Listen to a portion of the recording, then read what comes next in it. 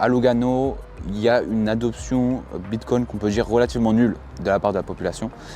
C'est surtout utilisé par les quelques Bitcoiners qu'il y a ici, mais aussi par beaucoup de touristes comme nous par exemple. Quand on est venu voir les magasins qui acceptaient, ou les points de vente qui acceptaient que Bitcoin, et on a évité les autres parce que on veut soutenir l'adoption de Bitcoin de manière générale. Mais sinon, dans la population en général, les commerçants ne reçoivent pas énormément de paiements, à part quelques-uns qui sont dans les lieux très touristiques.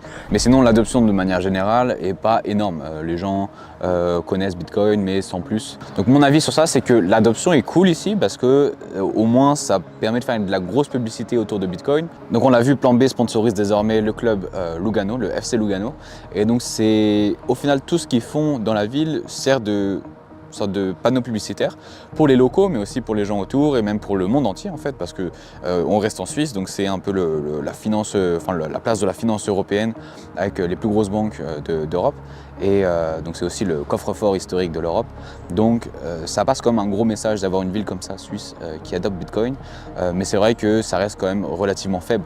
Tout le monde ne parle pas de Bitcoin, tout le monde n'utilise pas Bitcoin, et ça reste encore très pro-fiat. Aussi parce qu'ils utilisent le franc suisse, qui lui n'a pas beaucoup d'inflation, et surtout il repose sur une des banques centrales qui est les plus sûres et qui gère pour le mieux sa politique monétaire, et qui n'imprime pas à foison comme on peut avoir en Europe ou aux États-Unis.